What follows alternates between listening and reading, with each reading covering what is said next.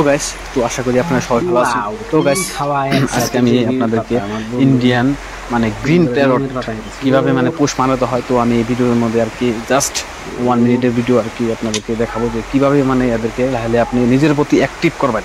তো guys, first time আপনার তো আমার আগের ভিডিওতে দেখছেন যে আমি বহুত ছোটো মানে বাচ্চা ছিলাম, তো আমি ফার্স্ট থেকে আর কি এদেরকে নিজের হাতে খাওয়াইতে আসছি। তারপরে